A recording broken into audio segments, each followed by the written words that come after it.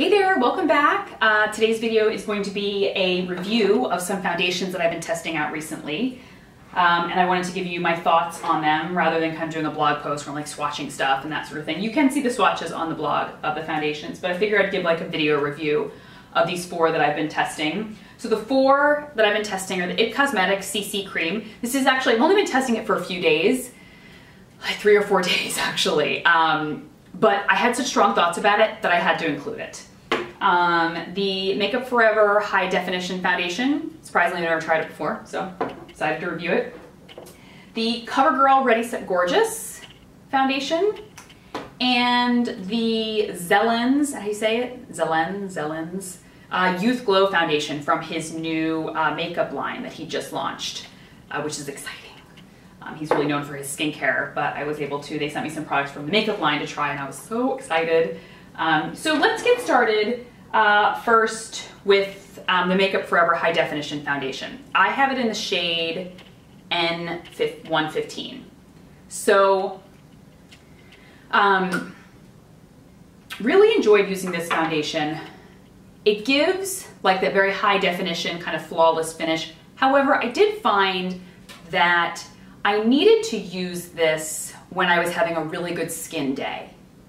So it wasn't necessarily the foundation I reached for when I was having kind of like a breakout or like my skin was kind of being like lumpy and bumpy. Because it would kind of show those imperfections. But when I was having a good skin day, this stuff really applies pretty flawlessly. And it does wear for a good portion of the day. Like it'll last you, it'll pretty much stay all day. I did find I got a little bit shiny with this, which was surprising. I didn't think I was gonna get very shiny with this, but I did. So that was surprising, but nothing that like my loose powder and setting powder couldn't fix. I found that this looks beautiful in photos. I was like taking some photos of myself and it really came out pretty fantastically. So obviously that's the high definition part in it. That is working. Obviously there's no SPF in it, so there's no like flashback or like, you know, making your skin appear lighter in photos, which is probably why it's a big favorite of makeup artists. And like I said, really enjoyed it. Did get a little bit oily midday, but like I said, nothing my loose powder couldn't fix. And like I said, I found it a better experience with it when I was having like a good skin day. So just a little tip for me. Next, the CoverGirl Ready Set Gorgeous. So I don't know how new this is. I was thinking it's like new, because it says new, like new. And I was like, oh, but then I've been seeing people talk about it for months and months. So I don't think it's that new. I got in the shade 105. I didn't see any lighter. If there had been a lighter shade, I would have gotten it.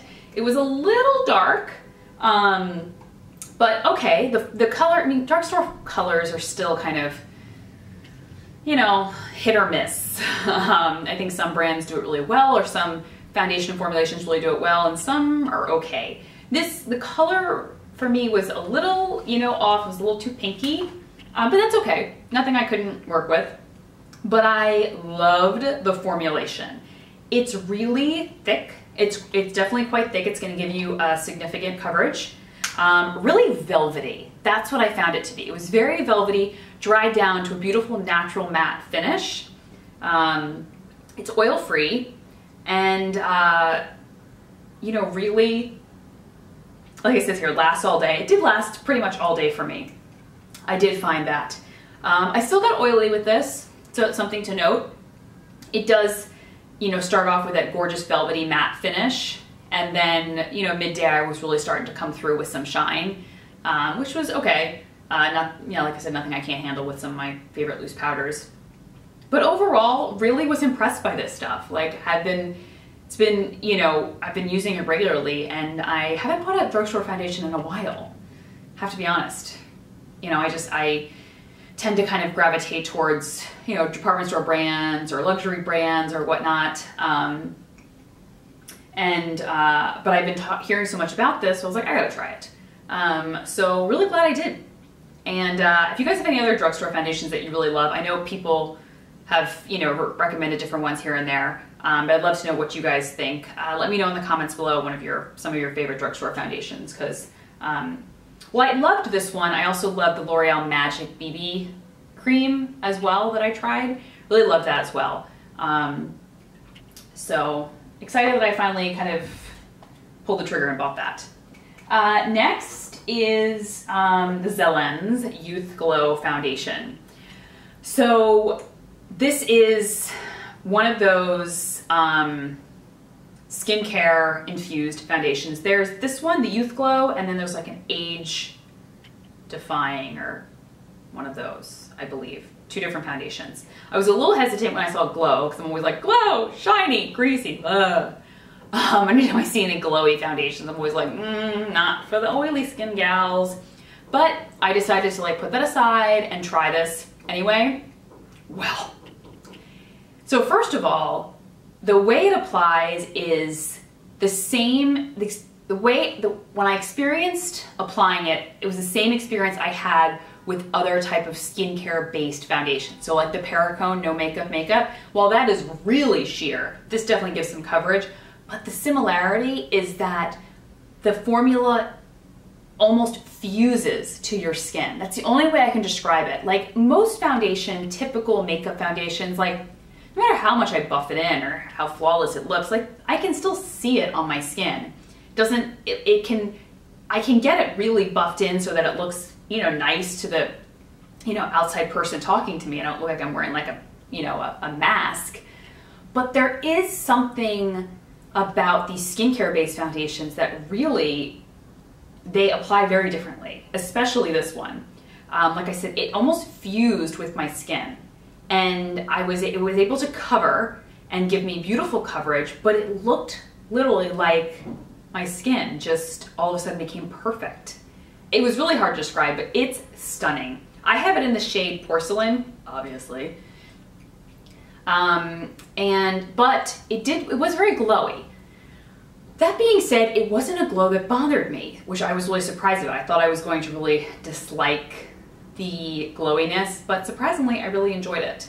It kind of gave me just a radiance rather than like an oily, greasy look. I did need to set my T-zone with powder, but that's all I did. I just right through here, I kind of left the rest of my face, you know, to enjoy the glow, and it really looked beautiful. It lasted all day. Really did a good job of coverage. Kind of, you can build it up or wear it very sheer.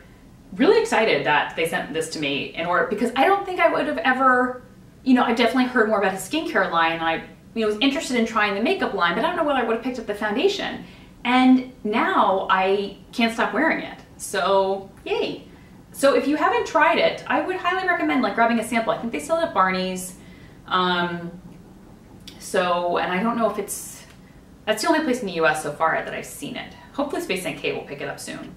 Because I just really am enjoying it thoroughly.